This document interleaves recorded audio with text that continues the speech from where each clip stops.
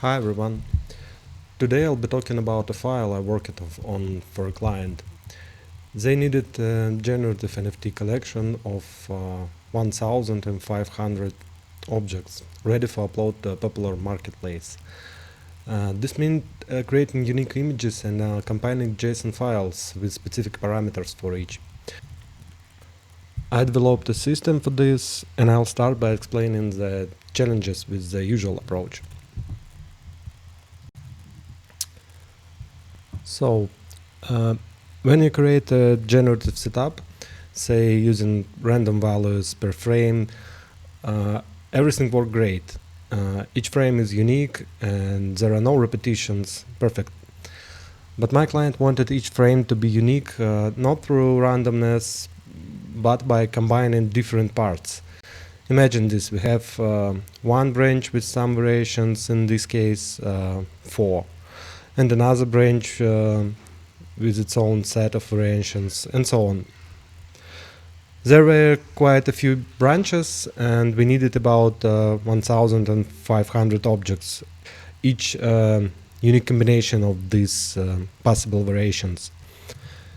We could have used the same random setup and plugged into a switch here, but then we couldn't detect duplicate combinations.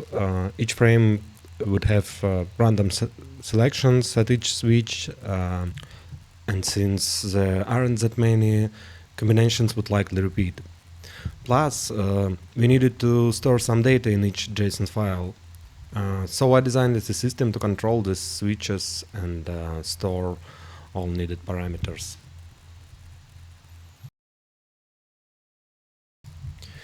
We create a simple point, and I'll switch to geometry spreadsheet to show you what we are doing. In one attribute wrangle node, we handle most of the core work. We create a string array and an integer array. We set up some additional variables and control for the number of iterations, multiplying it by 1000 right away. We'll need a lot of iterations to get this done. So we start a loop for the number of repetitions and introduce a rarity attribute, initially set to 0. We define random parameters within the range of our switches. For example, here it's from 0 to 3, so we set it from 0 to 3. We do this for each switch, each with its own letter. We immediately input some of them. If, say, switch E is 0, it increases the object's rarity, so we record that here. We repeat this currently 1000 times. We get this huge array with the final numbers. We are basically collecting each final number, composite of random values, into array cell. We get codes like this: 1, 2, 2. These are just switch numbers.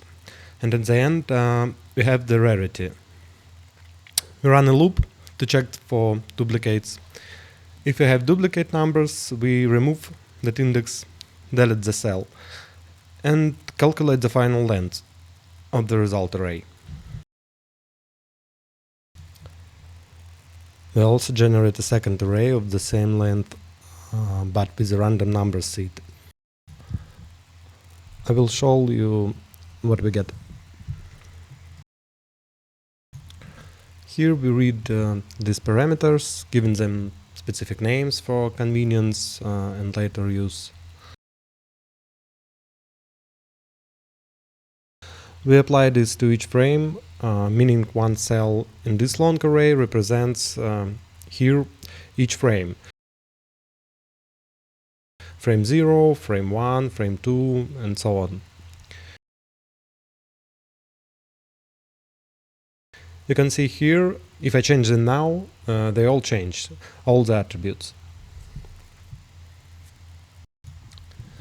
And we see the rlen attribute here.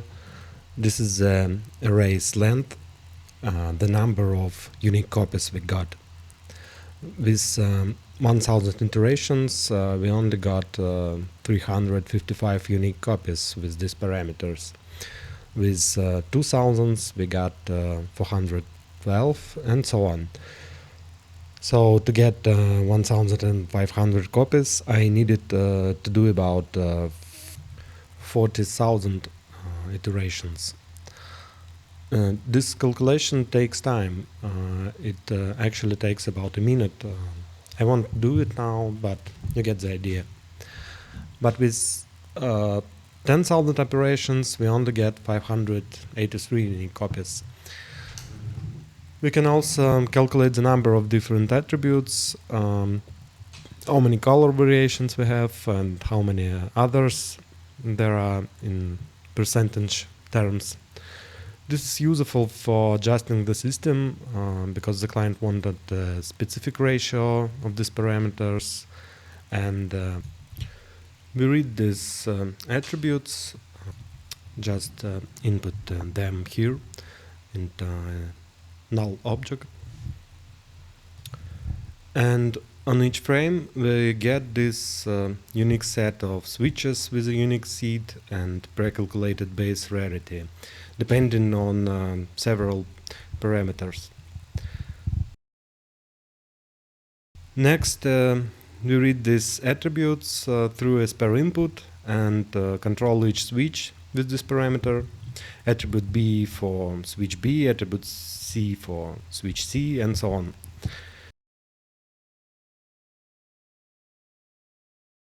This is test geometry, of course. I remove what I did for client.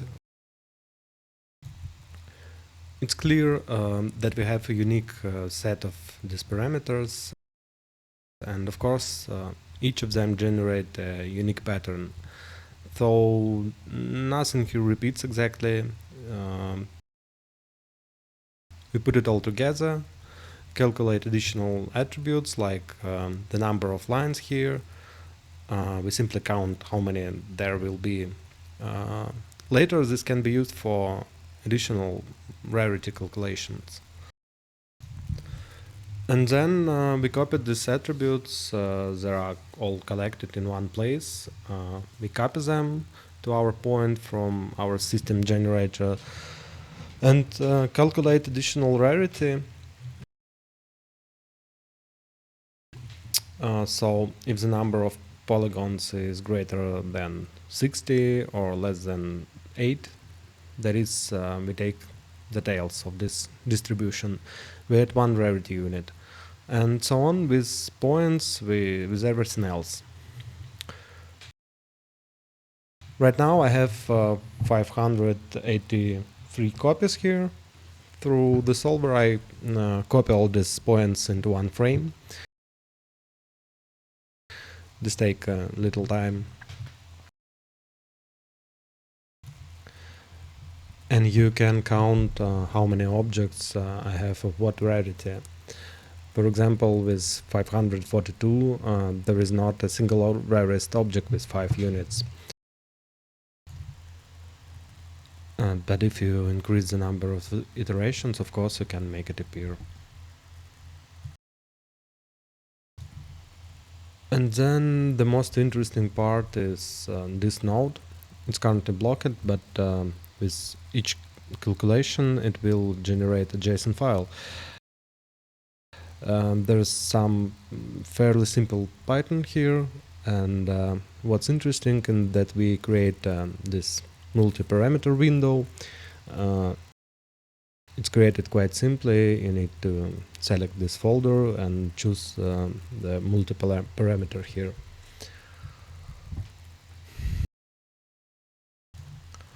After that, you can add any number of attributes that you need to write to the JSON file.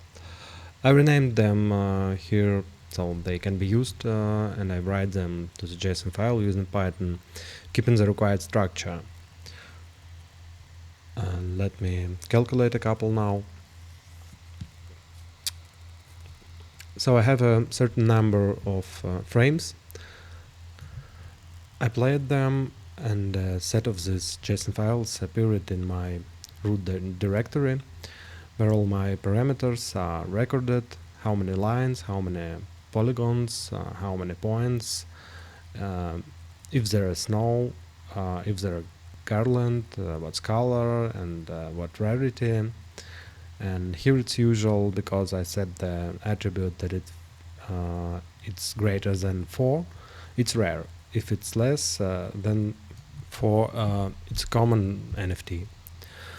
We put it all together, and when you render, this JSON file is saved with each frame along with the render. It's also important here that since the attribute should have a link to IPFS, you need to enter it in advance. That is, you need to create your folder on IPFS where you will later put the renders. But save this file name. This is strict because the JSON file will already contain a link with the file name. Well, this is a small limitation. So editing this later is difficult. If you need to change something, you will have to re-render either everything or some part of it. That's all. Thank you for your attention. I hope this helps someone create their own generative collection and upload it correctly. Bye.